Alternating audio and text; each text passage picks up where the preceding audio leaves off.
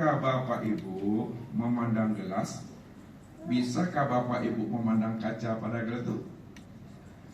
Bisa. Bagaimana cara memandang kaca pada gelas? Gini. Lihat, saya antarkan. Kebanyakan manusia tidak mampu memandang kaca pada gelas karena manusia ini selalu pandangannya tertipu memandang bentuk dan rupa. Lagi, kenapa kebanyakan manusia tidak mampu memandang kaca pada gelas? Karena pandangan manusia itu selalu tertipu memandang bentuk dan rupa. Ketika kaca sudah menjadi gelas, tak mampu dia memandang kaca itu pada gelas. Kenapa? Kaca itu sudah berbentuk gelas. Lalu bagaimana supaya kita mampu memandang kaca pada gelas? Diapakan gelas ini? Dipecahkan dia. Ketika gelas itu sudah pecah Bapak Ibu, sudah berkeping-keping dia, dah hilang bentuknya, dah hilang rupanya, barulah nampak kaca yang sebenarnya. Makanya ketika kita keluar dari rumah, tak pakai sendal, kita membersihkan halaman kita, masuk kaca di kakinya, kita tidak akan pernah tahu kaca apa itu sebenarnya masuk. Kaca gelas, piring, semprong, atau kaca-kacaan. Atau kita, karena dia tidak ada bentuk dan rupanya. Jadi pecahkan kaca itu, gelas itu sepecah-pecahnya baru nampak kaca yang sebenarnya. Maknanya apa? Kenapa manusia tak mampu memandang Allah?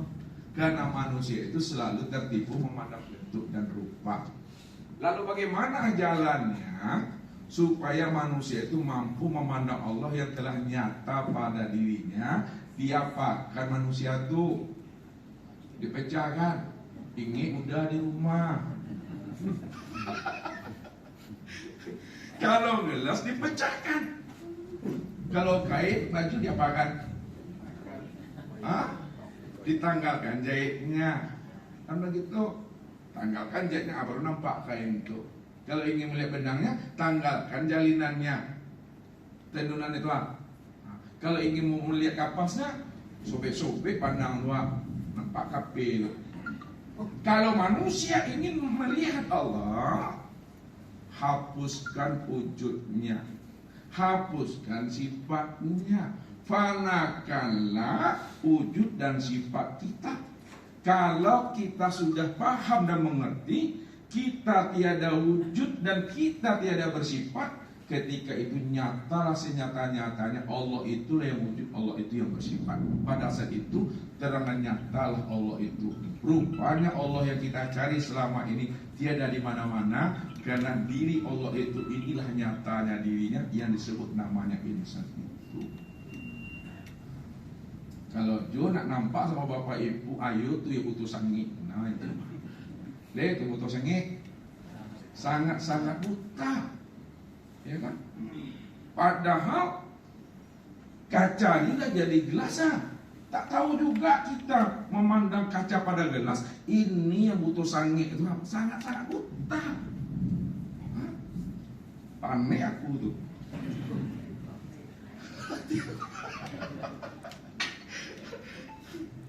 Aku mesti paham Allah yang nyata. Jadi disitulah maknanya memandang nama diri Allah itu tidak ada kemana-mana pada diri kita ini. Barulah kita mengerti wallahu nafsin wa ana nafsahu wujudahu. Allah adalah diriku, diriku inilah nyatanya wujud Allah. Pada saat itu apakah diri kita ada di sana? Itu kata Tuhan tuh. Itu yang Ustaz bilang. Yang menjadikan insan itu yang jadi insan, yang menjadikan orang itu yang jadi orang, yang menjadikan diri itu yang jadi diri. Tinggal lagi Bapak Ibu cara arif dan bijaksana dalam menyampaikannya. Lihat kesimpulan kaji. Jangan lupa bangok Bapak Ibu, lupa bangok mati. Jangan lupa bernapas, lupa bernapas mati. Agak tagak tengok sekali Bapak Ibu. Besok Ustaz kapai lagi. Kesimpulannya lihat. Payah aku mencarinya. Kita buat bahasa Indonesia insan. Di kesimpulannya baik-baik memahaminya. Ya. Kan Allah cuma yang ada tadi itu. Allah cuma yang wujud, Allah yang nyata, tidak ada siapa-siapa. Karena Allah itu mutlak wujudnya. Allah itu dikatakan mutlak, tidak ada wujud yang lain lagi selain daripada dirinya. Kalau masih ada wujud yang lain selain dirinya, berarti dia tidak mutlak itu. Yang dikatakan mutlak itu, kok bolehnya lebih bisa diguliangkan, bicaklah bisa dilayangkan. Kurang paham? Kok panik mengunju, kok lapar makan, kok awi minum. Selesai mengaji pulangnya awalnya. Artinya apa? Lihat orang yang sudah bulat itikat jasamnya itu, tak ada yang terpandang lagi yang lain melainkan hanya Allah semata-mata. Pejam mata nampak Allah, buka mata nampak Allah. Sadar kita belum tidur nampak Allah, tidur juga nampak Allah. Karena Dia yang memandang, Dia yang menjamkan mata, Dia yang buka mata, Dia yang duduk, Dia yang diam. Itu tidak ada siapa-siapa. Dari ujung rambut sampai ujung bawah yang sebatangnya aku tuh. Itu mesti pahami. Tidak ada siapa-siapa di situ. Tapi jangan ngaku-ngaku. Halo, udah Allah minta titip belanja. Kau ni Allah. Tak boleh diajarkan itu. Makanya pantaslah kita disesat-sesatkan orang. Tak boleh disahirkan. Yang ada di dalam hati ini tak boleh dizahir-zahirkan. Contoh aja lah. Ustaz pakai celana hitam ya, yang rancaknya di luar, yang buruknya di dalam. Kan itu tuh. Sekarang Ustaz tukar celana Ustaz ini, Ustaz putar balik dia. Yang di dalam tuh Ustaz keluarkan, yang di luar ini Ustaz kedalamkan. Apa dibilang orang tuh? Sewai, lakan naimah. Masa yang di dalam itu dikeluarkan tetap tergantung saku ya. Jadi yang di luar tetap di luar, yang di dalam tetap di dalam. Namun ingat, yang di luar bukan berarti di dalam, yang di dalam bukan berarti di luar dia. Lihat memahaminya. Ini ujung nih, ini ujung. Makanya Ustaz ingatkan ujung-ujung nih, jangan lupa bernafas, lupa bernafas mati gitu. Siapa yang tidur kami takilkan sama-sama.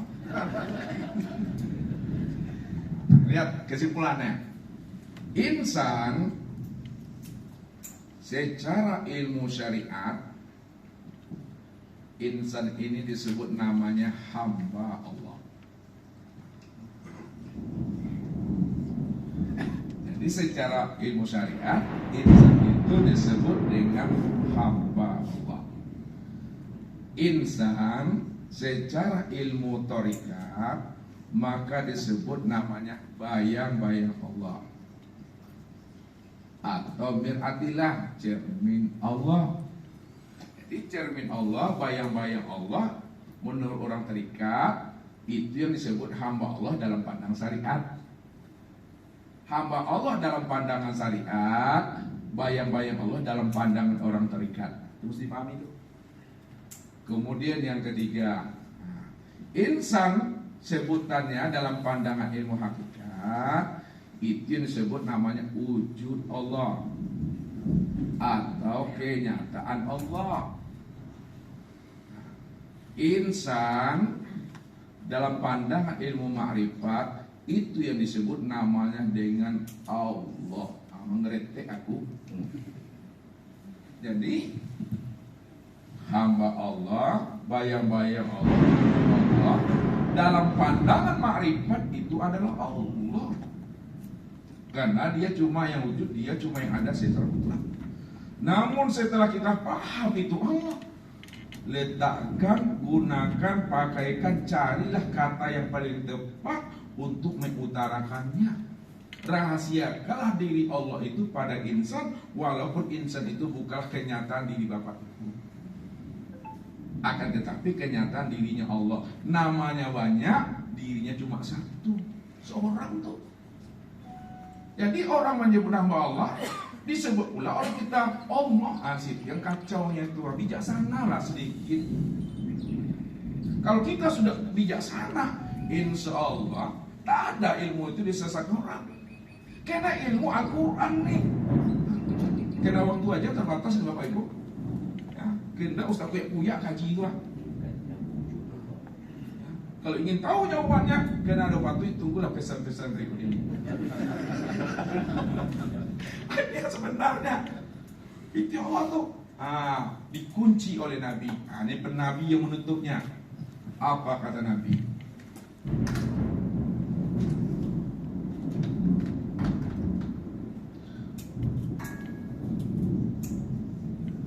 Man arafallah fahuwallah. Barang siapa yang telah mengenal Allah, bahwa Allah itu yang wujud, sama bahasa kalam, ilmu, kuda, iradat, ayat secara mutlak, bahwa Allah, maka yang wujud itu yang Allah tadi, yang si ayat itu yang Allah tuh, si sama si bahasa itu Allah. Ketika itu kata Nabi, kala lisanahu, maka kelulah lidahmu. Kata yang tiada terkatakan, diam seribu bahasa, hening di dalam keheningan. Makanya keputusan orang makrifat itu letaknya pada diam, ya, bukan pada kata-kata. Kalau dikatakan keputusan orang makrifat itu, kesempurnaan makrifat itu pada kata-kata, ketika dia diam tentu hilang makrifatnya. Keputusan orang makrifat itu letaknya pada diam. Diam di dalam paham, paham di dalam keheningan. Itu maksudnya. Diam di dalam paham, paham dalam keheningan itu sadar sesadar-sadarnya bahwa diri kita itulah yang dirinya tuh yang hura, yang memandang tuh hu, yang mendengar hu, yang berkata hu, yang bergerak duduk hu, yang bicara yang diam tuh hu. Hu itu aku Allah. Innani anallah la ilaha illa ana. Aku ini Tuhan, namaku Allah. Tidak ada yang lain melainkan aku.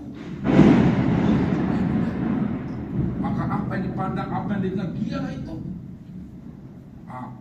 Ini yang katakan ilmu sepicing sebelum mati, sedetik sebelum pulang Tuhan. Tahu-tahu sepicing sebelum mati lah. Sepicing lah, tahu sepicing. Sekedip sebelum mati itu sadar kita bahwa yang Allah itu yang sebatang nih. Tapi Bapak Ibu jangan pulang ngaku Tuhan jadi firman kok. Tak boleh. Jadi kalau udah paham, cukuplah diam. Buktikanlah bahwa kita ini adalah orang yang telah mengenal Allah.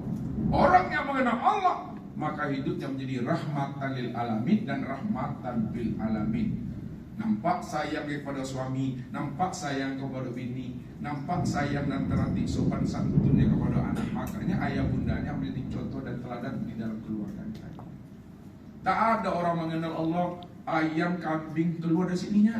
Tak ada. Orang yang telah mengenal Allah, maka pandangannya itu memandang dengan pandangan Allah. Dia mendengar dengan sami'nya Allah. Dia berakhlak dengan akhlaknya Allah. Tahallaku bi tahallakillah. Berakhlaklah kamu seperti akhlaknya Allah. Begitulah Nabi mengatakan, adabani rabbi wa ahsana ta'dibi. Adabku, akhlakku, Allah yang bimbing, Allah yang menuntun, dan akulah sebaik-baik dalam beradab. Makanya Nabi itulah sebenarnya cermin untuk memandang kesempurnaan memandang Allah itu. Ini yang dikatakan oleh Rasul. Wahai Umar, atadri man ana? Wahai Umar, kamu tahu tak siapa rahasia aku yang sebenarnya? Ma adri ya Rasulullah. Aku tidak tahu siapa rahasia engkau ya Rasul. Apa kata Rasulullah?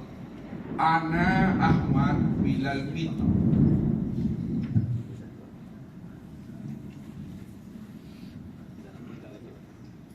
Aku ini Ahmad, tidak ada huruf mim. Kalau Ahmad tidak ada huruf mimnya, apa bacanya Pak Ibu? Ahad. Ahad itu apa artinya? Esa tunggal yang tiada berbilang. Kalau Ahad itu esa tunggal yang tidak berbilang, apa makna hakikat daripada Ahad itu? Lihat, Ahad ada berapa huruf? 3. Apa saja itu hurufnya? Alif, apa lagi? Apa lagi?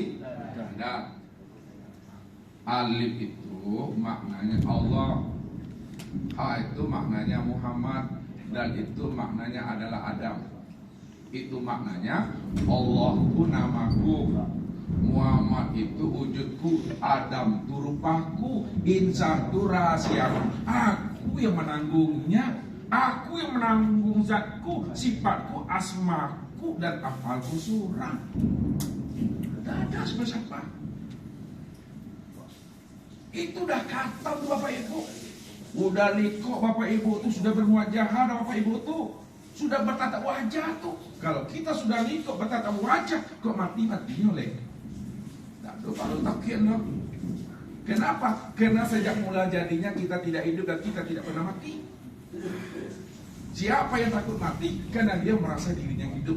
Padahal diri kita ini tidak hidup dan tidak mati. Hidup dan mati kita itu kena kudratillah wal iradatillah. Ya, pahamlah itu. Kalau udah paham itu, maka disitulah Bapak Ibu, diri Bapak Ibu sudah berprima. Jadi la ilaha illallah yang Bapak Ibu baca tuh, ala jalde orangnya tuh. La ilaha illallah, la ilaha illallah, la ilaha illallah. Ketika Bapak Ibu mengatakan la ilaha illallah, tidak ada Tuhan yang wujud dan yang nyata malaikat Allah yang mau orang nyambut. Aduh. Hah? Ini keputusan nih. Ya. Kalau belum dapat, belum jumpa dengan Tuhan, jangan pulang dulu. La ilaha illallah, la ilaha illallah. Tidak ada yang wujud dan yang nyata, melainkan yang wujud dan nyata itu hanya Allah. Yang mana orangnya?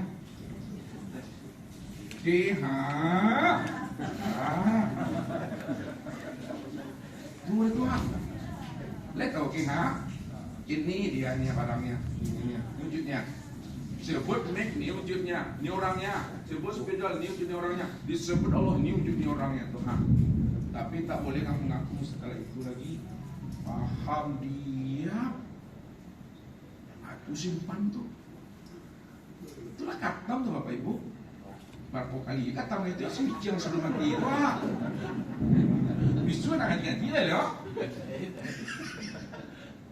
Mungkin itu saja Bapak Ibu. Kalau ada yang mau ditanyakan, Ustaz udah capek nih ha. Dulu Ustaz dulu akhirnya lah. Ya, assalamualaikum warahmatullahi wabarakatuh.